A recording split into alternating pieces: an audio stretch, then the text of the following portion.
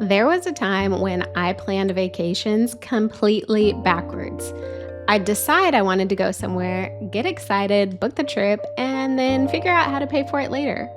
Sometimes I'd use money that should have gone towards bills. Sometimes I'd rely on credit cards. And sometimes I'd just tell myself I'll work extra when I got back and somehow make it all work.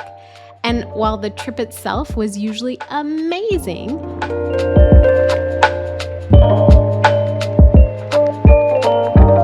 coming home wasn't. Instead of feeling refreshed and recharged, I'd come home stressed about money and wondering how I was going to pay for everything. So if you've ever experienced that, trust me, you're not alone. Thankfully, today things look very different. I still travel regularly, but I no longer come home to financial regret. And that's because I finally built a system. In today's episode, I'm sharing the exact process I use to plan and pay for travel without completely derailing my financial goals so you can enjoy your next vacation without bringing the financial stress home in your suitcase. So, after an early conversation this month with Julia Menez about using points and miles to travel more for less, I thought it would be the perfect time to talk about the budgeting side of travel. Because while travel hacking can absolutely help you save money, most of us still need a plan for how we're going to pay for flights, hotels, rental cars, food, activities, and all the little expenses that come along with a trip. And one thing I've learned the hard way is that travel is so much more enjoyable when it's planned for. There is a huge difference between taking a vacation and paying for a vacation. I want to help you do both. So let's dive into the 6 steps I use to budget for travel without stress or guilt. Step number one, decide where you're going and get specific. So, the first step is deciding exactly where you're going to go. And I know that kind of sounds obvious, but so many people start with a vague idea like, I want to travel more or I need a vacation. And while those statements are 100% rooted in fact most times, they don't give you anything concrete to work with to actually get the ball rolling. So, one of the trips I am almost done planning is a September trip through the Northeast. One of my goals is to visit all 50 states here in the United States, and Rhode Island is actually one of the states that I wanted to cross off my list sooner rather than later. So, when I started researching, I realized just how close Massachusetts, New Hampshire, and Maine were from Rhode Island. Now, I'd technically been to Massachusetts before, but mostly just passing through. This time, I wanted to spend some real time in Boston and Salem. So, once I had the location picked out, I was able to get my route mapped out. And from there, planning became so much easier. I think travel gets expensive when we're just kind of guessing or assuming, when we don't actually do any research or we just sort of think we understand or we know. Travel becomes so much more manageable when we're actually planning. So, the more specific you can be about where you're going, how long you'll stay, and what you want to do, the easier it becomes to estimate those costs in and truly build a realistic plan to pay for all of it. Okay, step number two, price out the big expenses first. Okay, so once I know where I'm going, I start researching the major expenses. So for me, that's usually flights, hotels, and transportation. Flights are typically the first thing that I purchase. I don't necessarily book hotels or rental cars right away, but I do see what I can expect to spend on those things. I have learned over the years that, you really don't need perfect numbers when it comes to travel planning, but you do need realistic numbers, okay? I feel like too many people just avoid looking at the costs because they're afraid of what they'll find. They avoid doing the research because maybe they know it's going to be expensive or they know they have expensive taste. But Pricing things out actually gives you control. It helps you determine whether this trip is realistic for you right now. It helps you determine how much you need to save, and it helps you determine whether you need to adjust any part of your plans. So, for my September trip, I started researching back in March. And because I planned early, I had time to compare options, watch pricing, and make decisions without feeling rushed. Now, I will say that another state that I realized is actually very close is Vermont. I've never been to Vermont, but the way I had my trip mapped out and the time that, my fiance and I were going to be on the trip, it just didn't make sense. It would have been doing too much to check a box, and that's something I wanted to avoid. So I share that with you because maybe your trip isn't going to be 100% what you want it to be, especially if you have big, grandiose ideas, kind of like I do. But that doesn't mean it can't be an amazing trip that's still planned for and paid for ahead of time. The earlier you plan, the more flexibility you will have, period. Now, I go into more detail about my financial travel planning process in podcast episode number 30, Vacation Planning on a Budget. Check it out if you want to learn more. I will link to that in the show notes. Okay, step number 3, build a travel fund before you need it. This is probably the biggest difference between how I travel today versus how I traveled in my early 20s. Right now, I save for travel year round, even if I don't have a trip planned. I know I've talked about this a lot on the podcast, but it makes such a difference. One, because I know I'm always going to travel, and two, because it gives me a head start. It gives me like a one up, a leg up when I'm ready to start planning my next trip. And I think this fact actually surprises people because they assume savings accounts should exist only when there's a specific goal attached to them. And while that's definitely true, like I said, travel is always a goal for me. Even if I don't know where I'm going next, I know I'm going to go somewhere. So for me, I know travel is important. I know I enjoy it and I know I'll want to do it again. So instead of waiting until a trip appears on the calendar, I contribute to a travel sinking fund throughout the year. This, or the benefit of this, I should say, is that when I do decide I'm ready to start booking a trip, I'm not starting from zero.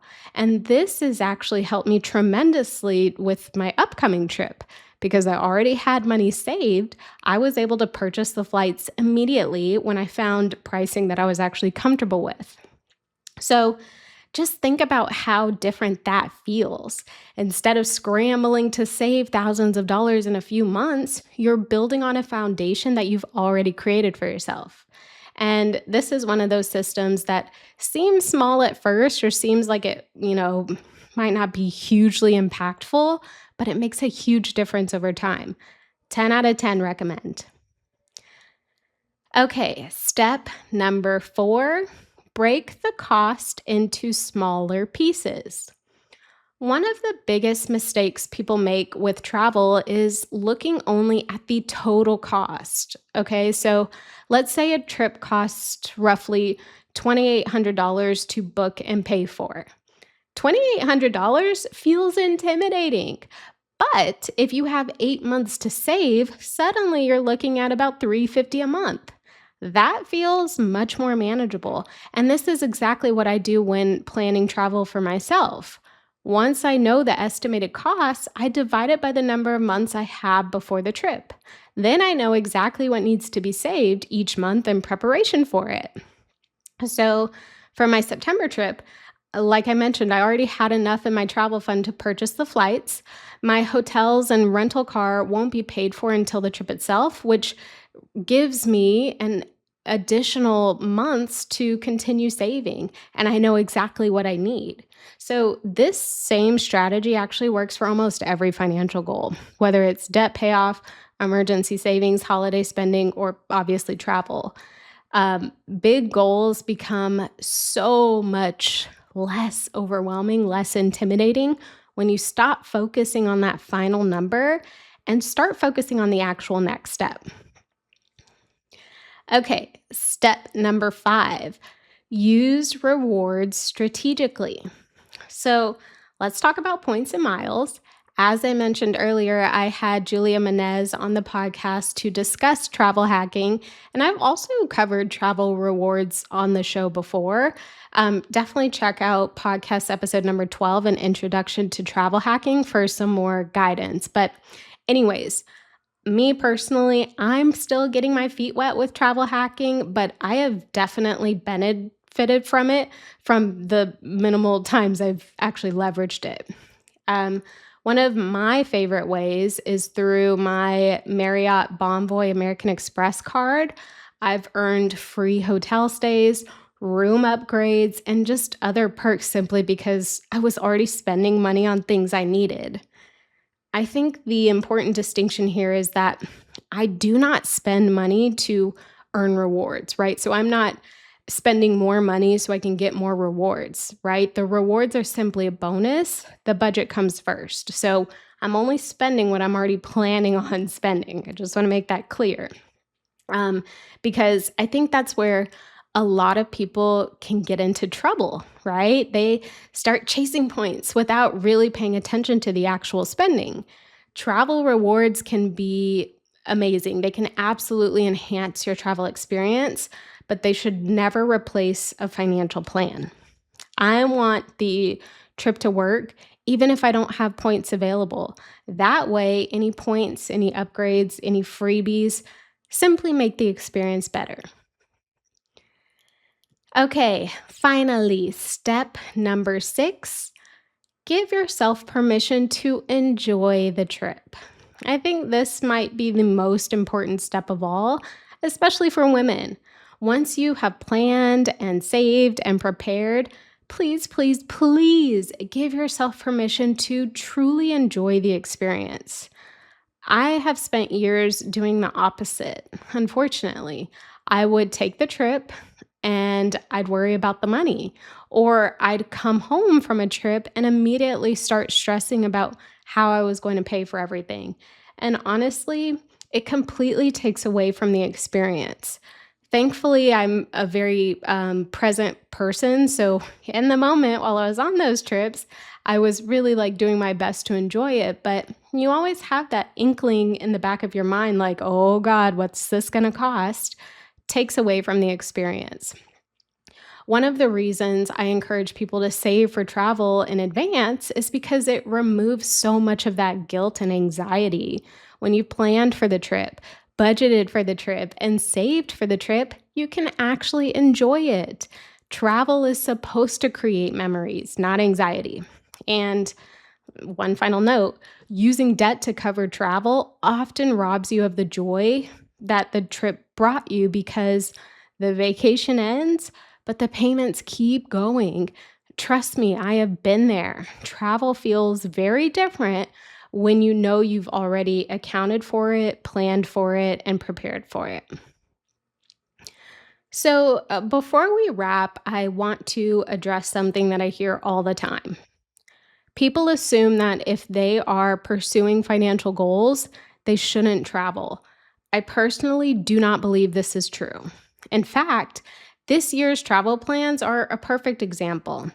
My fiance and I actually like to take one international trip a year.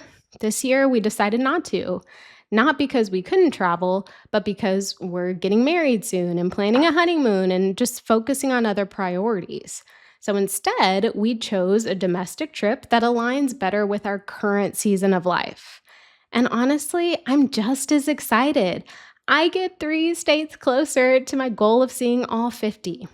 So, financial success is not about saying no to everything. It is about making intentional decisions. And sometimes that means taking the big trip. Sometimes that means choosing a different version of the trip. But the goal is making sure that your spending reflects your priorities. So, if there is one thing I hope you take away from this episode, it's this: a budget is not what's keeping you from traveling, okay? A budget is what allows you to travel without regret. You don't have to choose between enjoying your life and making financial progress. You can do both, I promise you. You can save money and create memories. You can pay off debt and take vacations. And you can build wealth and enjoy experiences. The key is just having a plan, because when your travel is intentional, your spending is intentional, and your goals are intentional, and you don't have to feel guilty about enjoying the life you're working so hard to create. So, if you need help coming up with a plan, request a free call with me and let's talk about it. I'll link to it in the show notes.